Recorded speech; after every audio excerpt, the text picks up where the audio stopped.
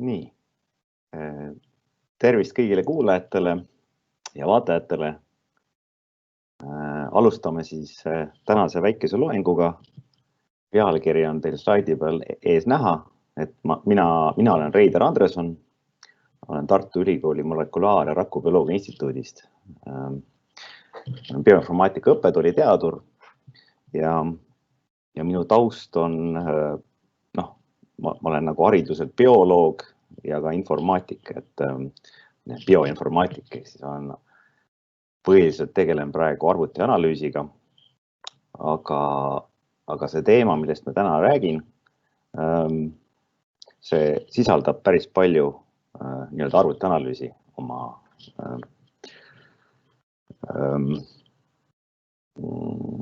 sisus.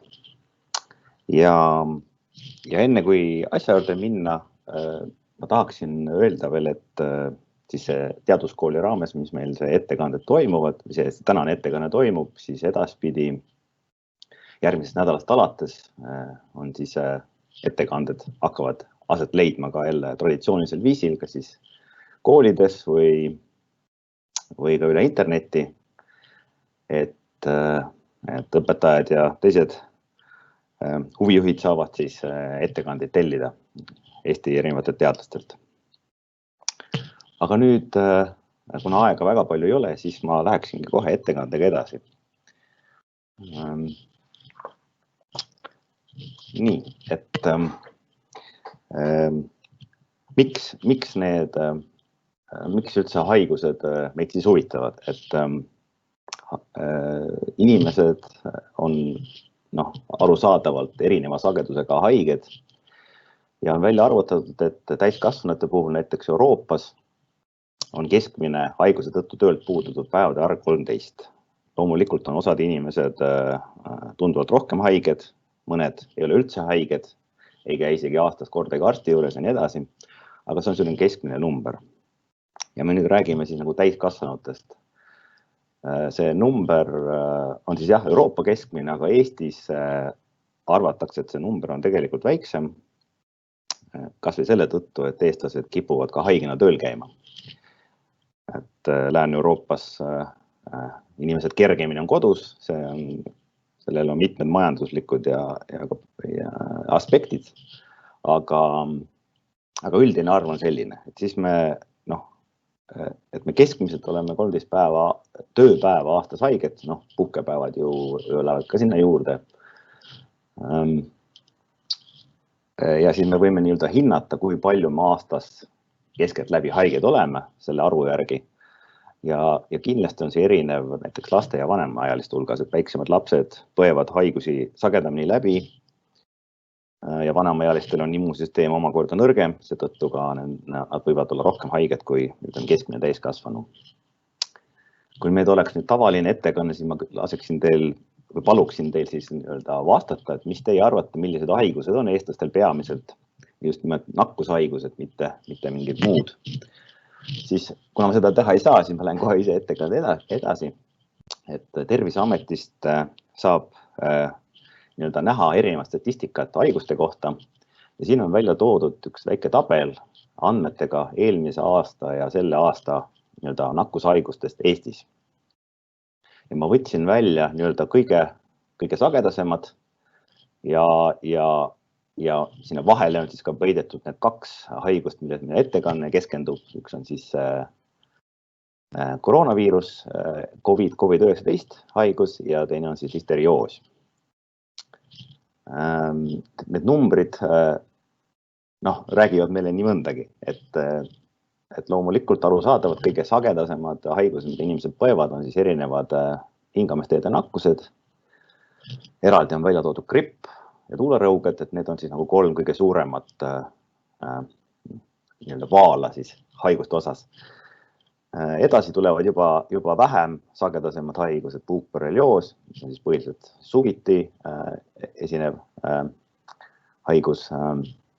Siis on erinevad seedehäired, suguhaigused ja olengi välja toonud ka listerioosi, mille numbrid on väga väiksed võrreldes teistega.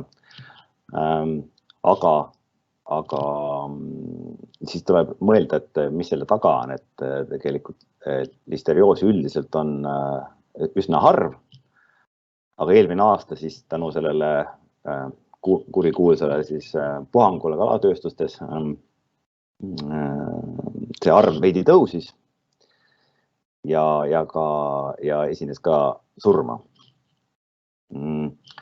Ja siis selle teise moodsa haiguse COVID-19 puhul me näeme siis järsku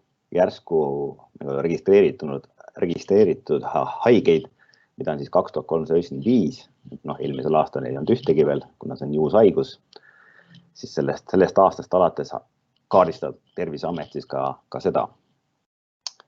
Ja huvitavaid seaduspärasusi näeme veel, et kui me vaatame gripi haigestumisi eelmisel aastal ja sellel aastal, need andmed on siis jaanuarist kuni augustini, eks Terviseamet kogub terve aasta raames, aga ma võtsin just võrdlevad numbrid välja nende 8 kuu sees. Ja me näeme, et gripi haigestumine on päris oluliselt 3 korda väiksem kui oli eelmine aasta samal perioodil, mis annab siis tunnistust sellest, et see füüsiline distantseerumine üksteisest, hoolikas käte puhastamine, maskide kandmine, kasutamine, nii edasi, kõik on mõjutanud ka näiteks teiste nakkushaigute levikut, gripi puhul näiteks eetan seda näha, aga tuulerõugete puhul on see number palju väiksem. Siin on muidugi võivad olla erinevad aspektid, mitte ainult see, et me nüüd ennast hoiame steriilsena või distantseerume, vaid ka see, et sõltub see keskmisest temperatuurist aastas, kui niiske on talv või kui kuiv see on periood olnud ja nii edasi, aga mingisugused seaduspärasusi me näeme. Ja nüüd, kui me võrdleme näiteks sedasama 2 haigust, COVID-19 ja listerioos ja siis grippi, siis nende surmade arv 100 000 elaniku kohta on siis välja arvutatud praeguse seisuga. Need on täiesti erinevad numbrid. Listerioos on surmade arvud väga väike, kuna seda esineb lihtsalt nii vähe. Gripp on veidi suurem ja nüüd koroonaviiruse puhul, ehk siis COVID-19 haiguse puhul, see number varieerub väga tugevalt riigiti. Eestis ei ole see väga suur, kuna meie oleme juba varakult ennast, või ütleme, meie meetmed olid palju drastilisemad kui mõnes teises riigis ja seetõttu ka see number on tunduvalt väiksem. Me saime selle olukorra kiiremini kontrolli alla kui mõnes teises riigis. Ja nüüd, kui ma keskendume siis nendele 2 haigusele täpsemalt ja nendele haiguse tekitajatele, ehk siis listerioosi puhul on siis spetsiaalne bakter, selline Listeria monocytogenes ja COVID-19 puhul ei ole bakteriga tegu, vaid on viirusega tegu. SARS-CoV-2 on selline koodnimetus sellele antud. Siis me saame 2 haigusel vaadata sarnasusi ja erinevusi. Üks asi on see, eks täiesti teine organism on, organismi klass, et ühel puhul on tegemist viirusega, teisel bakteriga. Aga mingisugused sümptomid on sarnased, näiteks palavik. Sümptomina on mingi põletikune reaktsioon, see on täiesti tavaline. Siis probleem närvisüsteemis, et Listeria bakter mõjutab väga oluliselt närvisüsteemi, tekitab meningiiti või ajukelme põletikku. Siis koroonaviirus või konkreetne siis koroonaviirus on erinevaid liike, aga see COVID-19 haiguse puhul me tunneme samuti uimasust, peavalu on juba olemas siin, et meil koordinatsioonihäired ja nii edasi, et selles mõttes ta mõjutab meid, kõnehäired ja liigutushäired, ta mõjutab meie närvisüsteemi sarnaselt. Aga lisaks on see COVID-19 puhul tüüpilised külmetushaiguse tunnused, ninakinnisus, köha, lihasvalu, nohu, kurguvalu, nii edasi, et Listeria puhul on see peamine suurem probleem, siis just seedetrakti häired. Ka peiteaeg on erinev, et COVID-19 haiguse puhul on see võib-olla 2–14 päeva, on hinnanguline vahemik. Listeeria puhul võib see olla lausa mitu kuud, aga keskmiselt umbes 3 nädalat on peiteaeg. Ehk siis see on see aeg, kui me oleme nakatunud, aga me ise seda ei tea. Kuidas need patogeenid levivad, et selle bakteri puhul me siis sööme mingisugust kuumtöötlemata toiduainet, on siis mingi liha, kala, köögiviljad, piimatooted. Ja siis satub meie organismi ja sealt siis me siis sellesse nakatume.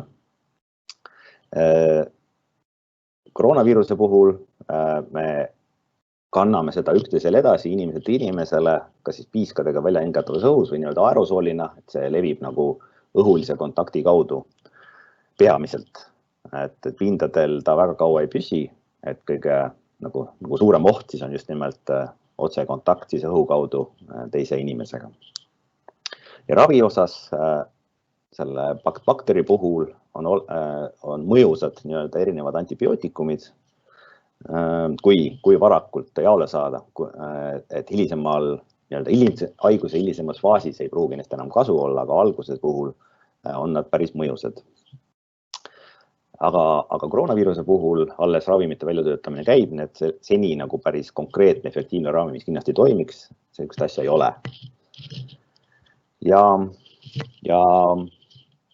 need küsimused, millele otsime vastused, et on siin nagu slaidi peal välja toodud, neid küsimusi muidugi on palju rohkem ja neid võib-olla ka palju spetsiifilisemaid, aga üldiselt me nagu tahame teada, siis, kui kiiresti see antud bakteri või viiruse liik muteerub, millised muutused genoomis tekivad, millised geenid või mutatsioonid põhjustavad bakteri või viiruse patogeensust, ehk siis mis muudab selle mingi bakteri või viiruse ohtlikuks, inimesele kahjulikuks. Ja kuidas täpsemalt ta nagu peremeesrakku siseneb, mil viisil seda teeb, kui efektiivselt seda teeb. Ja et nendele nagu vastata ja siis ka uusi ravimeid või vaktsiine välja töötada, peame uurima lähemalt siis nende genoomset DNA või RNA järjestust. Ja kui me nüüd räägime, siis mis asi on DNA, genoomne DNA, siis me võime nagu võtta genoomi kui raamatut, et see terviklik see genoom on nagu üks suur raamat, mis sisaldab siis nagu kogu infot konkreetse siis organismi kohta. Nüüd, kui me läheme nii-öelda raamatu sisse, siis me näeme seal erinevaid peatükki, mida võiks võtta siis kui nagu kromosoomidena. Geenid omakorda on laused, mis teevad mingit konkreetset asja. Meil on mingi kindel funktsioon, mingi tähendus, aga nii-öelda kontekstist välja võttes ei pruugi aru saada, mida ta suures pildis nagu teeb või mis on tema nagu roll. Et seetõttu on vaja alati teada nagu see suuremat pilti ja siis ka minna nagu süvitsi nagu infole lähemale. Ja me saame veel korda sissepoole minnes näiteks igat sõna võtta kui mingit osa geenist, kodeerivad osad geenist, mitte kodeerivad osad geenist ja iga täht on siis nii-öelda nukleotiid. Ehk siis kõige väiksem infoühik, mis omakorda teil on mingi kindel süsteem, need on kindel nii-öelda hulk erinevaid tähti. Nukleotiidides 4 tükki A, G, C, T ja nendest omakorda siis moodustame geeniosi, omakorda geene ja nii edasi.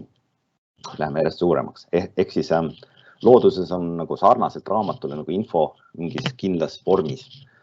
Ja kui me võtame DNA-d kui infokandjat, siis et loodus on väga efektiivne infopakki ja me peame õppima seda lugema ja mõistma, et nagu sellest nagu süsteemidest aru saada. Ja siin on pildi peal näha, kui hästi siis on nagu info loodusest pakitud ja vasakul pool on saadestatud bakteri DNA, loomulikult seal ei ole üks molekul, vaid väga palju molekule koos, muidu me lihtsalt ei näeks mitte midagi, mis on niisugune hall kängar, kus on siis väga paljude bakterite genoomne, täisgenoomne DNA nii-öelda hõljub seal ringi. Et kui me inimese genoomi näiteks tahaksime paberi peal säilitada, siis on siin näha üks Inglismaal paberi peale trükitud terve inimese genoomi järjestus. Üks raamat on sellega lahti võetud riiulis, siis tähendab seda, et kui me igale lehele äärest äärni trükiksime neid nukleotiide täis, palju inimesel on neid genoomis, ehk siis 3 miljardit, siis me peame päris palju paberit sellest kulutama. Ehk siis selle info uurimine ei ole nii lihtne, kui esialgu võiks tunduda. Et me peame pääsema lähedale sellele DNA järjestusele, et saada täpselt aru, mis info seal kirjas on. Ja nüüd minnes edasi, on olemas erinevad siis molekulaarbioloogilised meetodid, kuidas me mingit järjestust kindlaks määrame, kuidas me infot saame.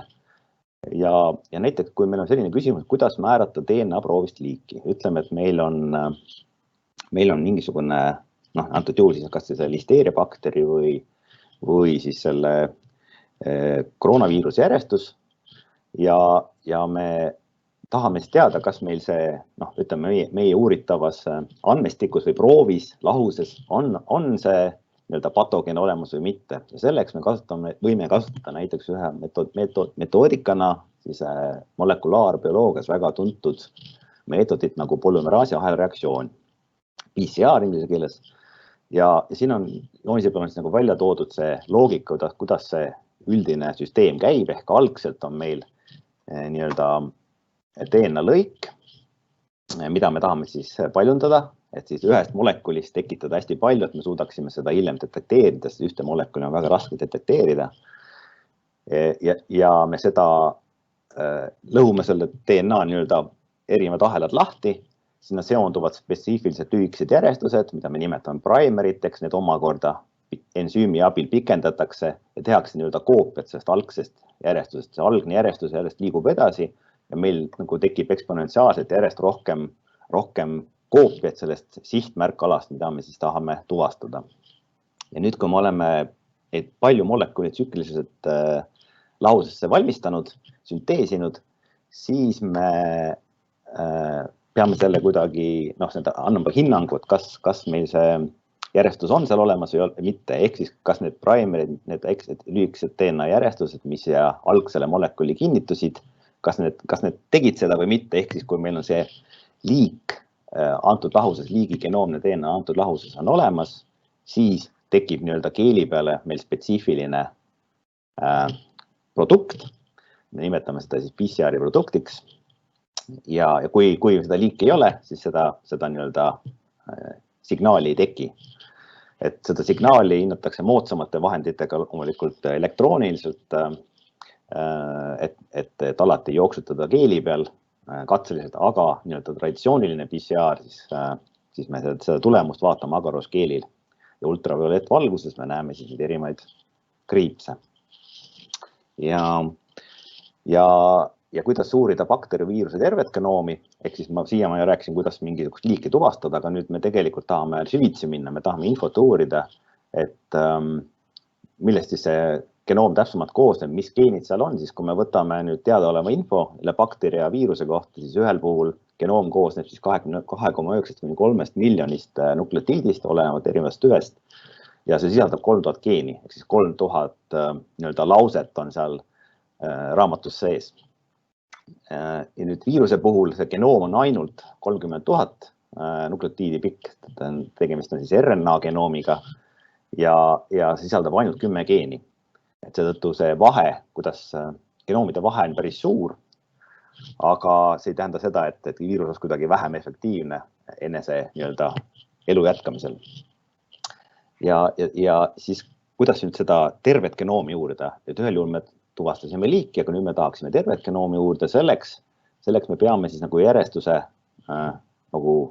dešifreerima ehk järjendama ja seda nimetatakse sekveneerimiseks, DNA sekveneerimiseks, et meil on algselt genoomne DNA, me lõhume selle tükkideks, on olemas spetsiaalne kiip, mul on ka siin üks laua peal üks kiip, et selline väikene kiip, kuhu peale need siis keemiliste sidemete abil need järjestused kinnitatakse ja mingi spetsiifilise masina abil ja nende värvide lugemise järgi me saame siis nende algsete väikeste tükkide DNA järjestuse teada ja nendest me saame siis nagu informaatika abil kokku panna siis selle algse järjestuse nii hästi, kuivõrd see õnnestub meil. Ja see andmehulk, mida see üks masin võib toota, on päris palju, ehk siis et kui me rääkisime siin genoomist, mis on 3 miljonit nukleotiidi suur, siis me saame ühe tsükliga tööta siin 1 triljoni nukleotiidi andmeid. Et selles mõttes andmeid on päris palju. Ja veel tahaksin rääkida kiiresti ühest meetodist, kuidas me bakteritüvesid määrame. Et me erinevad tüved on siin nagu erineva virulentsusega, ehk nad on kas nagu patogeensemad või vähem patogeensemad, sõltub sellest, milline geenide komplekt neil on. Ja et määrata kindlat tüüpi, milline on patogeensem, milline vähem patogeensem, selleks me kasutame spetsiifilist metoodikat, mille nimi on siis multilocus sequence typing, et kus me proovime siis kindlate geenide abil, mis on kõigil bakterites olemas, siis määrata ära, nagu neil kõigis on väiksed mutatsioonid sees ja määrata ära niisugune komplekt nendest geenidest ja sellele komplektile vastav kindel mingisugune tüübinumber. Ja see tüübinumber ongi siis see tüüp või see tüvi, mida me siis konkreetsele bakterile anname või määrame. Ja nüüd me lähen edasi listeeria bakteri juurde ja see bakter iseenesest avastati eelmise sajandi alguse poole. Ja probleem on siis selles, et listerioosi, see bakter põhjustas listerioosi, millel oli päris kõrge suremus, et kuni 30% haigestunutest sureb. Ja listeeria puhul on ka see oluline, et ta on vastupidav bakter, et ta suudab paljuneda ka jahedas. Ehk siis kui külmkapis on meil toit, mis on riknema läinud, siis see toidu külmutamine ei aita, et ta suudab seal elutseda ja paljuneda. Enne juba ütlesin, millised on tema pealised allikad, toor, piim, lihatooted ja nii edasi. Ja loomad võivad olla ka bakterikandjateks, aga ei pruugi ise haigustuda. Ja praeguseks on teada siis üle 2000 erineva geenitilise listeeria bakteri tüve. Ja kui te mäletate siis ajakirjandusest, siis on teatud tüübid, mis olid nagu hästi kuum teema, et see tüübi number ST1247, mida siis Eesti kalatööstusest leiti ja mis siis ka põhjustas ühe surma, et see on üks paljudest nendest geneetilistest tüvedest, mis on siis selles listeeria puhul ära määratud. Lisaks sellele tüvele on tegelikult olemas üks teine tüvi, mis on ka Eestis väga levinud, isegi rohkem levinud kui ST1247, ST187, aga selle toiduline allikas on endiselt teadmata ja sellega inimesed tegelevad, et see üles leida, kust see pärit on, ehk meil on nagu liikvel selline bakteritüvi, mille nende allikat me ei tea. Selle just ST1247 puhul me teame, et see on kalast pärit ja me saame seda konkreetselt jälgida, aga teise tüübi puhul me seda ei tea. Ja kui me räägime virulentsusest, siis tegelikult on mitmed geenid bakteri sees, mis siis on, kas mõjutavad üksikuna või koos siis selle konkreetse bakteri virulentsust, ehk kui patogeenid on, kui tõsiselt ta meie tervist mõjutab. Ja üldiselt on nende virulentsusgeenidega funktsioonid seotud mingite kindlate protsessidega, näiteks peremeesrakku sisenemise väljumismehhanismid, DNA paljundamine ja antibiootikumide resistentsus. Need on nagu põhilised asjad, mis seda virulentsust põhjustavad. Ja nüüd, kui me räägime veel listeeriast, siis tema puhul on oluline vastupidavus, et toiduainetööstuses kasutatakse päris mitmeid neid tööpindade puhastamise kemikaale, aga need osad bakteritüved on resistentsed nendele, ehk siis see puhastamine ei mõju. Ja kuidas nad siis bakterid kuidas nad saavad hakkama nende kemikaalide, üks variant on see, et nad loovad spetsiifilise koostisega nagu biokile, mis siis nagu pärsib nende kemikaalide ja temperatuuri ja erinevate antibiootikumide mõju nende elutegevusele, nad nagu tekitavad endale üks mõnusa keskkonna seal. Ja teine on olemas erinevad niisugused väljavoolupumbad, mis siis kodeeritud kindlate geenide poolt, mis aitavad näiteks mürgised ained rakust välja juhti. Nad teevad ka kõike muud, aga muu hulgas siis nagu viivad mürkained välja või kahjulikud ained ja seetõttu see näiteks kemikaal mingis väikses kontsentratsioonis ei pruugi üldse efektiivne. loomulikult on rohkem meetodeid, mida veel täpselt ei tea, kuidas nad on vastupidavad erinevatele antibiootikumidele ja keemikaalidele, aga seda kõike uuritakse. Ja kui me räägime siis võitlustandrist, et kuidas siis võidelda nende bakteridega, siis loomulikult inimesed saavad ise teha väga palju ära, et me kuumutame toitu või siis paneme toidu näiteks happelisesse väga alusesse keskkonda, kus need bakterid hävivad. Ja üldiselt on soovitatav nagu rasedatel nõrgema immuunsüsteemiga inimestel ja vanemaealistel siis kuumtöötlemata toite üldse vältida, et alati tarbida töödeldud toite, et siis oleks kindel, et nakkust ei saa. Ja mida siis teadlased saavad ära teha? No esiteks see, et me saame kiiremini määrata neid ohtlikke liike proovidest, toiduproovidest, tehase proovidest, me saame välja töötada spetsiaalsed ja lihtsad meetodid, mis toimivad. Lisaks me saame uurida molekulaarbioloogiliselt nende hulgatunnetuse signaalide takistamist, kuidas nad üksteisega suhtlevad, kuidas nad signaale vahetavad ja neid segada. Ravimid välja töötada loomulikult virulentsusgeenide töö mõjutamiseks ja erinevad materjalid, et me bakterid saaks nii mõnusasti seonduda mingisuguste masinate külge ja nii edasi. Ja siis uued kemikaalid loomulikult puhastamiseks. Ja nüüd kuna aega ei ole väga palju, siis ma pean kiiresti edasi minema, et ma jõuan rääkida ka siis veel koroonaviirusest. Ma usun, et see võib-olla erutab siis nii-öelda kuulajaid rohkem kui listeeria, mis on nagu võib-olla vaikselt unustusõlma vajunud. Ja kui me räägime koroonaviirustest, siis tegemist on viiruste perekonnaga, mis kõik on siis üheajalise RNA genoomiga ja nad nakatavad peamiselt imetajaid ja linde. Et neid on teada siin 7 erinevat liiki, mis nakatavad inimest. Need liike on nagu tegelikult rohkem, aga just inimese spetsiifilisi liike on 7. Ja need siin slaidi peal olevad 4 esimest 2 alfa ja 2 beta koroonaviirust erinevate tähistega põhjustavad tavalist külmetust meil. Külmetustunnused, palavik, nohu, kurk on kare ja nii edasi, et on kehv olla. Ja nad ei ole üldiselt ohtlikud meie elule. Aga nüüd 3 alumist liiki, siis MERS, SARS ja SARS-2 on kõik 3 beta-koroonaviirused. Need on siis nüüd erinevad variandid siis nendest 4 esimesest liigist, mis on tunduvalt patogeensemad ja ohtlikumad inimesele. Ja kui me vaatame siis neid suurt suremust põhjustavad koroonaviirused, natukene statistikat nende kohta, siis tabelis on ära toodud siis avastamise aasta, need aastad on erinevad ja päritoluriigid, ehk siis nad on meie jaoks nagu eksootilistest piirkondadest pärit, mitte selles mõttes, et ütleme meist päris kaugel asuvad riigid, et Saudi Araabias on siis MERS ja SARSid on mõlemad Hiinast pärit. Ja epideemiad on välja toodud erinevatel aastatel, millal siis need puhangud toimusid, kus siis nähti palju haigestumisi ja ka surnuid.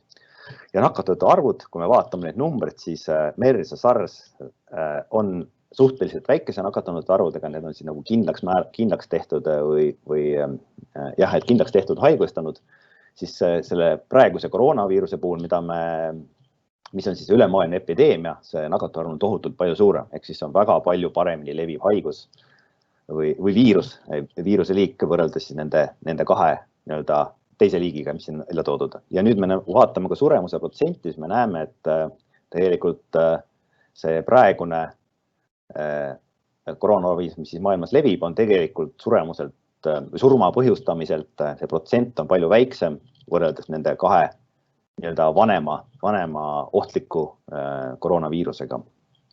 Ja siin on ka toodud haiguse nimed välja, et üks on Lähis-Ida äge respiratoorne sündroom ja teine siis on lihtsalt äge raskekujuline respiratoorne sündroom. Ja kui me võrdleme need nakatunute nagu surmade arvu, siis tegelikult kui võrrelda seda, mida tehakse tihtipeale, võrreldakse koroonaviirus gripiga, siis grippi sureb oluliselt vähem kui 1% inimestest. Tegelikult need selles mõttes suremuse protsendi mõttes ei ole need kuidagi võrreldavad. Ja need koroonaviirused on zoonoosilist päritolu, ehk siis on mingisugused loomsed reservuaarid, looduslikud reservuaarid, kus nad kanduvad siis ühelt organismilt teisele ja antud juhul siis inimesele. Ja siin joonise peal on näidatud siis erinevad need viiruste liigid, mis on siis vastavalt mingid kandjad kasutanud, ehk see SARS on siis kohe ütle, mis see oli. Paguma, eksootiline loom Paguma kaudu, mida siis inimesed söövad, et siis algselt on ta pärit nahkhiirelt, siis liikunud edasi sellele Pagumale ja sealt siis inimesele. See MERS, mis oli ka ohtlik viirus, siis on kasutanud vaheorganismina nii-öelda kaamelit ja kokkupuutel siis inimesega on siis inimeseni jõudnud. Aga nüüd selle uue koroonaviiruse puhul, mis COVID-19 põhjustab, haigust põhjustab, selle puhul ei ole teada, milline on see vahepealne nii-öelda ülekandeorganism seal vahepeal. Pakutakse, et see on Java soomusloom, sest see on selline eksootiline loom, mida hiinlased, mitte võib-olla ainult hiinlased, aga siis nagu kogu Aasias kasutatakse, süüakse, mis on küll kaitse all, aga seda süüakse või siis arvatakse, et seal on mingisugused meditsiinilised positiivsed mõjud selle looma tarbimisel, aga see ei ole päris kinnitust leidnud, lihtsalt on spekulatsioonid pigem. Aga seda arvatakse suhteliselt kindlalt, et nahkhiired on siis need algsed reservuaarid, kus viirused tulevad, et nahkhiired üldiselt on väga, nende keha sisaldab väga palju erinevaid viiruseid, mitte ainult koroonaviirused, väga palju teisi. Nad ise on nendele immuunsed või nad võitlevad nende vastu väga efektiivselt, aga seetõttu viiruste jaoks nad ideaalselt paljunemiskeskkonnad, elukeskkonnad, sest nad saavad rahulikult seal paljuneda, nad ei tapa nahkhiirt ära. Ja seetõttu iga elusolendi eesmärk on ju elus püsida ja ennast taastoota. Ja kui me nüüd vaatame siis selle COVID-19 haiguse kulgu, siis me näeme, et selle infektsioonist surmani võib kuluda kuu aega, et siin on erinevad etapid, et kas millal tekivad hingamisraskused, millal vajab nagu patsient intensiivravi ja kui kaua nad siis on haiglas, enne kui see surm kätte jõuab, et need on küll Ameerika andmete puhul, aga andmetest võetud statistika, aga seda ilmselt võib ka üldistada teiste nii-öelda lääneriikide peale ja kaasa arvatud Eestile. Ja kui me vaatame siis seda viirust lähemalt, siin on üks elektronmikroskoobiga tehtud pilt nende viiruse partiklitest ja siis kopsuepiteedirakkudest, et need väiksed pallikesed siin on siis need koroonaviiruse partikli, mida on hästi palju, need nii-öelda päris suurte kopsurakkude vahel ja siin kõrvalpildil on ka näha üks lima, aga siis, et see koroonaviirus on, või õigemini siis see SARS-CoV-2 on ta suudab väga efektiivselt paljuneda ja levida. Ta umbes sama efektiivne levimiselt kui siis HIV või see algne esimene SARS-i versioon. Aga ta on palju nii-öelda paremini leviv kui gripp, mida me peame ka ju tegelikult päris hästi levivaks haiguseks.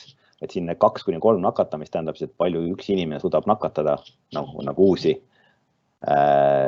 inimesi, et see näitaja on 2-3 koroonaviiruse puhul ja siis gripi puhul see 1,3. Ja kuidas selle koroonaviiruse siis genoom peremeesrakku sisse satub, on selle rakuviriooni pinnal on spetsiifiline ogavalk, kui seda joonist vaata, kui ma lähen kiiresti tagasi, siis näete, et siin on punasega on joonistatud sellised ogavalgud, mis seonduvad konkreetse inimese ACE2 retseptoritega ja selle abil tunneb selle spetsiifilise retseptori ära, seondub tugevasti selle raku külge ja selle kaudu siis ta ka pääseb, suudab oma genoomi sinna raku sisse panna, raku sees, peremeesraku sees, siis paljundatakse seda viirust, tekitakse uued partiklid ja siis lõpuks siis kas lõhkemise järel või siis lihtsalt need eralduvad sealt raku seest, et need paljunenud siis viiruse uued virioonid ja partiklid, need siis lähevad uusi sihtmärke otsima, uusi peremeesrakke. Ja üks huvitav tähelepanek on see, et võrreldes gripi või HIV-viirusega, siis SARS, selle genoom muteerub aeglaselt. Et kui ma rääkisin siis selle DNA järjendamisest, et me saame kogu genoomi info teada, siis praeguseks on üle maailma siis järjendatud üle 24 000 erineva viiruse proovi.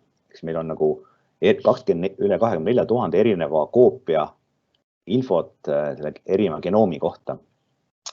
Ja ja selle nii-öelda genoomi uurimine aitab kaasa just nimelt uute ravimite ja ka vaktsiinide väljatöötamisele ja seetõttu teadusajakirjand ja erinevad andmebaasid on kogu selle viirusega seotud info teinud koheselt avalikuks, et muidu neid andmeid võib-olla hoitakse mingil põhjusel oma teada, aga et kiirendada seda nii-öelda teaduslikku uurimistööd, siis on need tehtud avalikuks.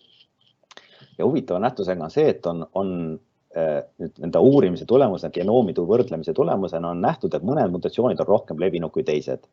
Et siin on välja toodud 2 tükki nendest.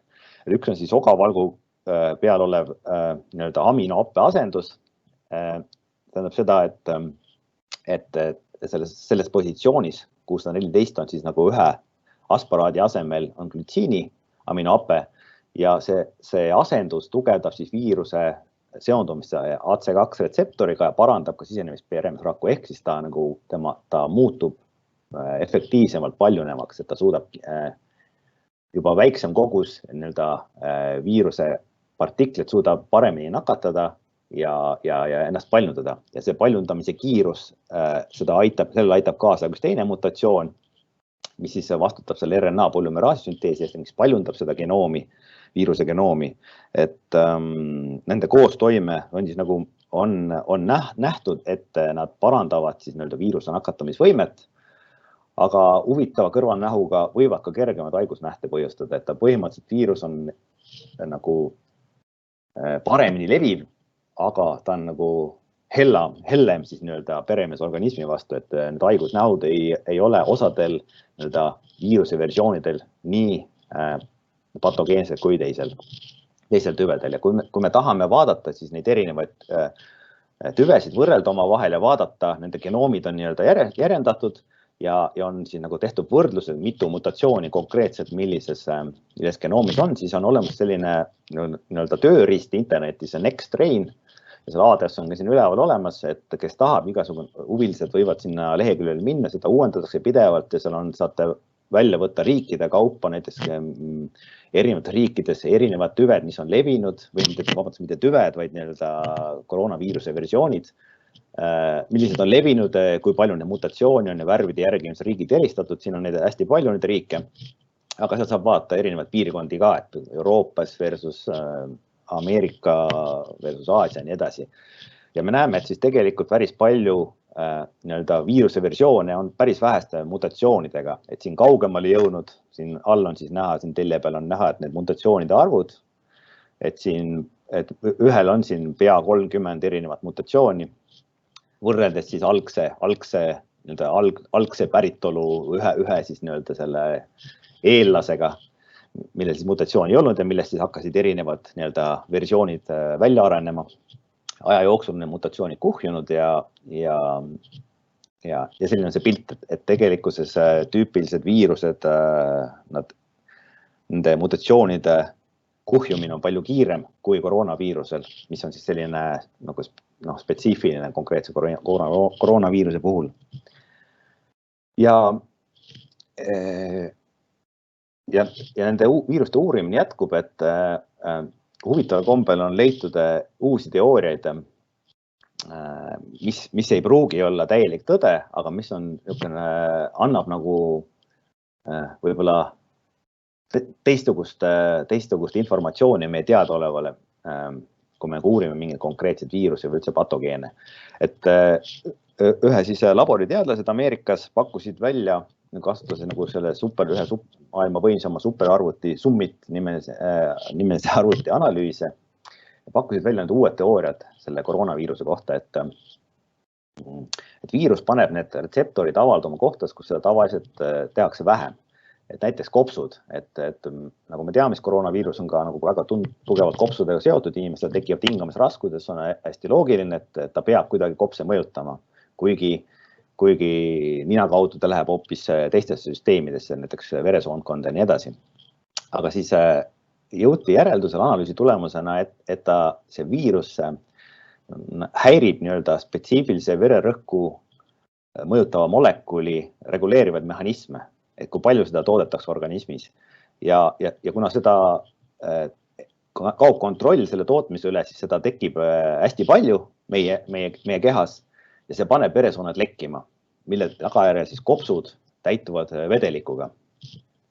See juba iseenesest põhimõtteliselt segab meie hingamist ja see pole veel kõik, et viirus suurendab nii-öelda spetsiifilise happe tootmist, mille tagajärjel, mis on siis nagu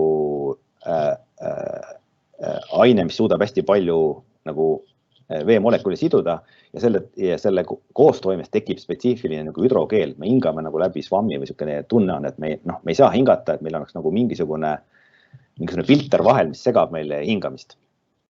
Et selle bradükiini molekuli reguleerimine nagu mõjutab nii palju erinevaid asju meie kehas, et mitmed koroonaviiruse poolt põhjustatud nii-öelda sümptomid võivad olla või tunduvad, et on nagu sellega selgitatavad või seletatavad, miks me just niimoodi ennast tunneme. Me tunneme pearinglust, halvatust, deliiriumi, insulti, need on erinevad variandid, mis võivad tekkida, A-rütmiat, madalat vererõhku, muid nagu närvisüsteemi häireid. Et see tase, bradükiini tase võib seda mõjutada, sest see veresoonte või selle vedeliku lekkimine võib toimuda ka meie ajus. Kui see bradükiini tase on liiga kõrge organismis, siis ka see barjäär, mis siis takistab nii-öelda verel komponentidel minema aiu, see saab nagu rikutud ja seetõttu meil on ka närvisüsteemi häired tekivad ja arvatakse, et on olemas, on teada mitmed bradükiini taset ja toimet mõjutavad ravimid, aga nende mõju sellele viirusele ei ole veel teada, katseid pole tehtud, see on uus informatsioon. Samamoodi ka D-vitamiin võib seda bradükiini taset veres mõjutada. Ühesõnaga, et võib-olla meil on mingisugune ravim juba olemas, see ei ole, ravim ei tähenda ju vaktsiin, eks vaktsiin on teine asi, selle efekt on teine. Ravimi puhul me lihtsalt ravime sümptomid, ehk juba haigus on mingisse kindlasse faasi jõudnud, siis me püüame neid vaegusi leevendada või siis neid nagu taastada organismi. Et seetõttu see koostoime näiteks vaktsiinidel või ravimitel võib olla päris efektiivne. Ja vaktsiin on preventatiivne, ehk me enne haigeks jäämist juba paneme oma organismi valmis nende viiruse tulekuks ja siis ravimid iseenesest on juba nagu sümptomite ravimine, organismi parandamine tagantjärgi. Nüüd vaktsiiniarendus käib väga suure hooga, et selle aasta septembri seisuga on siis töös 38 erineva vaktsiini kliinilised katsetused. See kliiniline katsetus tähendab siis seda, et need katsed tehakse inimeste peal. Et tavaliselt sellele on eelkliiniline faas, millel on siis 149 vaktsiini töös. Aga jah, just 38 on siis sellised, millel on juba inimeste peal katsed käigus. Ja neist 9 on viimases 3. faasis, mis on kõige kallim, kus siis on inimeste hulk tunduvalt suurem kui esimeses ja teises faasis. Esimeses on sellised vabatahtlikud, väike hulk, terved inimesed, vaadatakse kõrvalmõjusid ja teine ja 3. on siis kus on nagu haiged nendes katsetes sees ja teises on neid vähem ja 3. on siis kõige rohkem.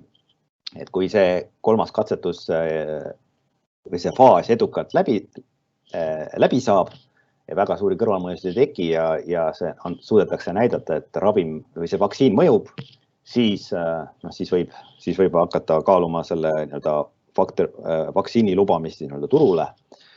Ja huvitav on just see, et kui me vaatame need numbrid, siis 38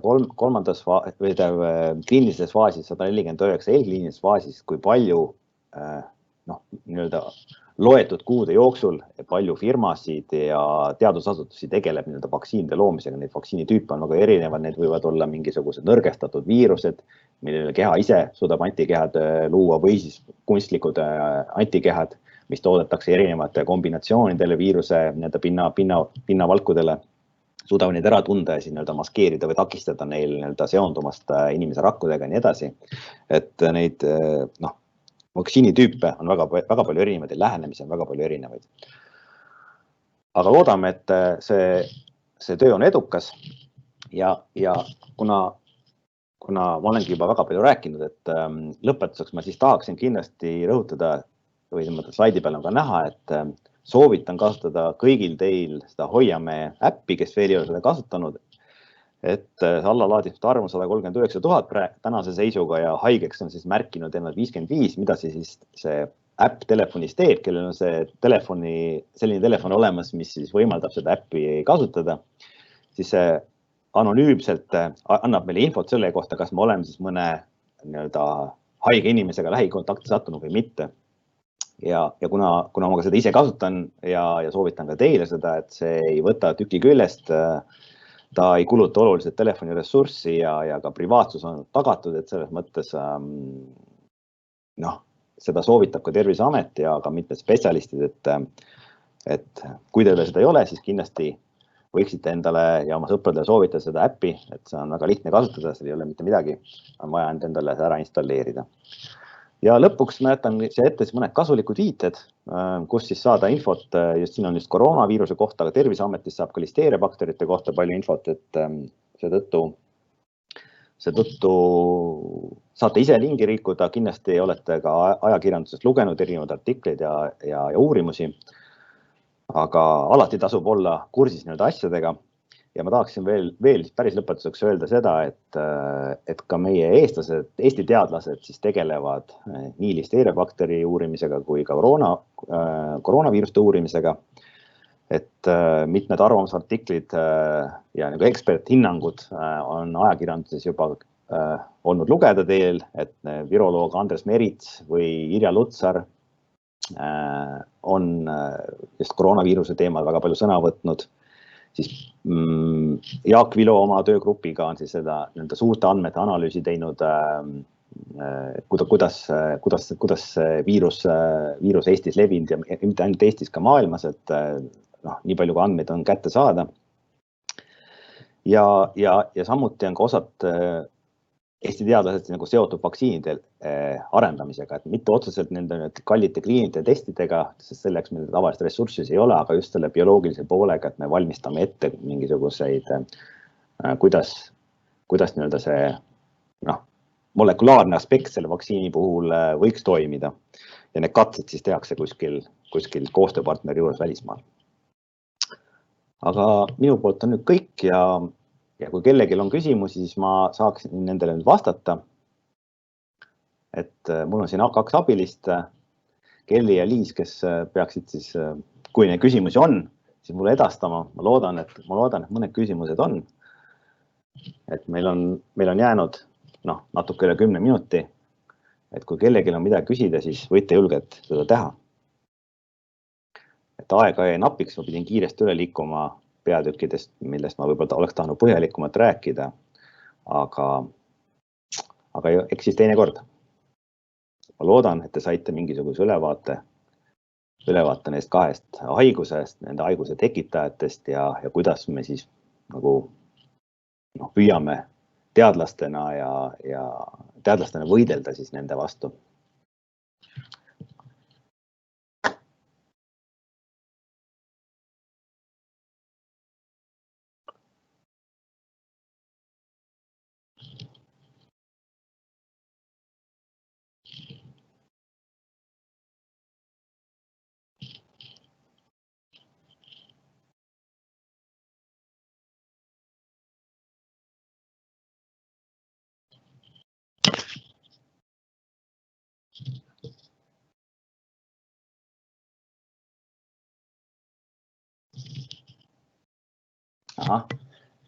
See on hea küsimus.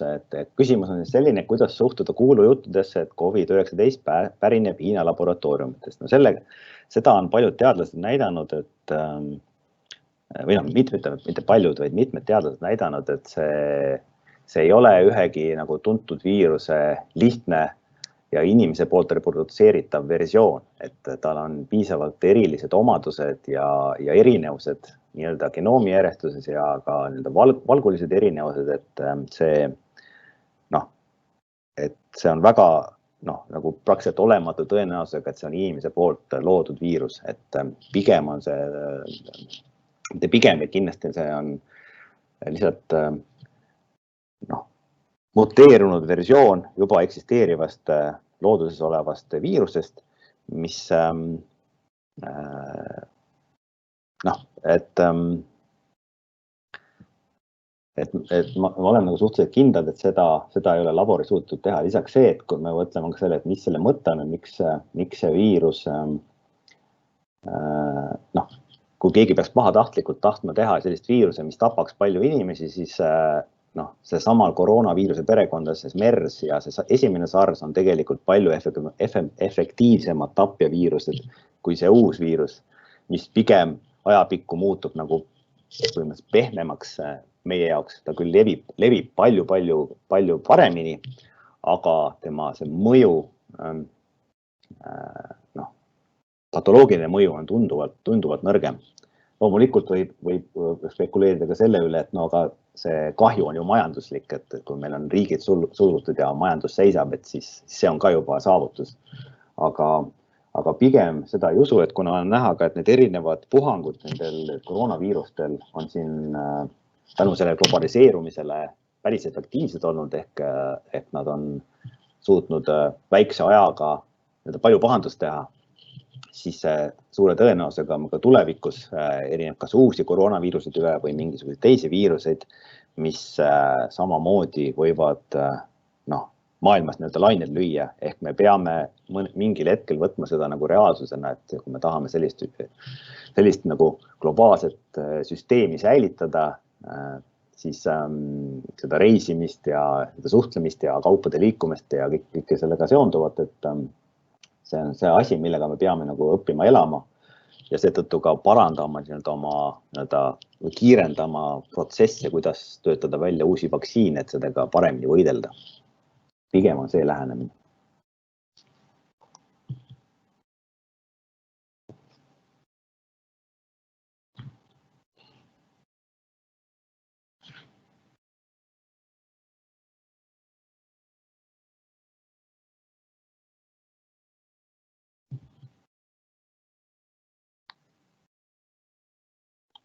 Nüüd on uus küsimus tulnud, et kas looduskeskkonna vaesustumine soodustab COVID-19 taoliste viiruste levikut?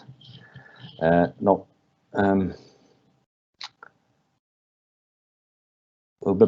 pigem arvaks, et otseselt mitte, et see ei ole nagu, või ma ei oska öelda, mis võiks olla see põhjus, kuidas vaesem looduskeskkond võiks seda viiruse arengut või paljunemist mõjutada või teket. Et need viiruse, konkreetselt koroonaviirusest rääkides näiteks, kuna need reservuaarid, näiteks üks näide on siis need nahkhiired, et see on niisugune konstantne allikas, kus need paljud viirused hästi edukalt paljunevad ja kuidas nad ka muteeruvad ja muutuvad, elutsevad rõõmsalt, siis nahkhiired, kes on nagu sellised omapärased elusolendid, hoiavad nagu omaette ja nad on nagu suhteliselt pirtsakad ja nad on nagu nad ei ole võib-olla nii otseses interaktsioonis väga paljude erinevate looduskooslustega. Et seetõttu ei näe, et see mingisugune, ma ei tea, liikide vähesus kuskil mujal võiks viiruste levikut soodustada. Pigem võib-olla just kaob ära see vaheorganismide, kui mingid eksootilised loomad, mida siis inimesed, ma ei tea, kas toiduks tarbivad või millega kontaktis on. Et need mingil põhjusel ära kaovad inimtegevuse tagajärjel, siis need vahevormid, vaheperemehed kaovad ära, siis võib-olla isegi pigem väheneb see viiruse edukas levik loomalt siis inimesele. Aga jah, soodustamise kohta ei oska nagu küll midagi pakkuda praegu.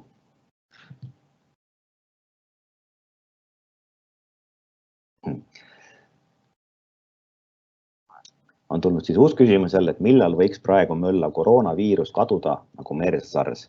Et võib-olla selle viiruse puhul on asi selles, et kuna ta on hästi palju edukam levimisel, siis võib juhtuda, et ta iseenesest ära ei kao, ta jääbki meie juurde. Nüüd, kui me suudame toota eduka vaktsiini või mitmed vaktsiinid ja ka selle ravimise paremaks saada, siis me suudame selle viiruse leviku kontrolli all hoida ehk ei teki sellist tohutut puhangut, nagu praegu maailmas on, kuna meil puudub igasugune, algselt ju puuduski igasugune arusaamine teadmisest viirusest, kuidas sellega võidelda ja mis on ta omandused ja nii edasi. Ja ta nagu rabas meid ootamatult oma edukusega levimise seisukohalt just, et MERS ja SARS olid ikkagi palju lokaalsemad viirused, aga selle uue SARS-i puhul siis ta on väga-väga edukas. Et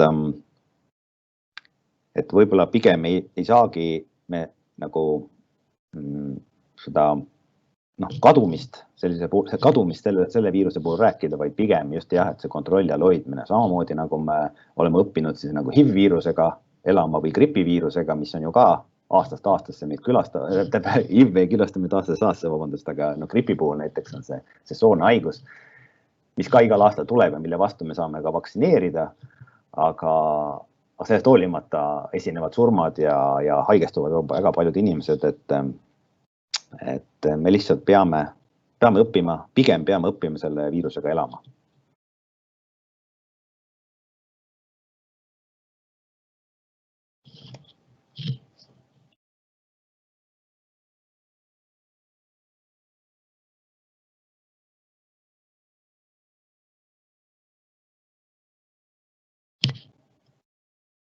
Saame veel, ühe või kaks küsimust võtta, siis me peame ka ettekande ära lõpetama.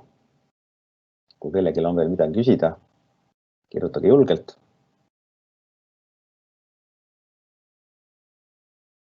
Aga kui kõik tundus väga segane, siis on nii. või on kõik arusaadav, siis küsimusi ei ole.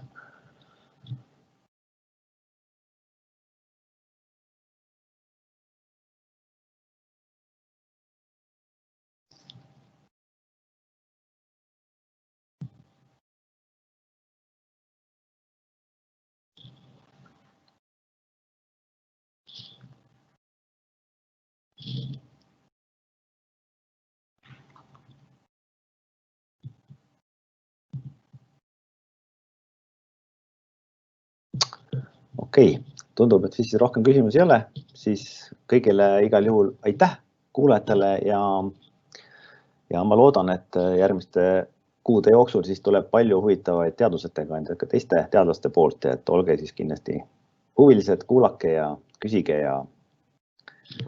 ja siis uute kohtumisteni. Nägemist minu poolt.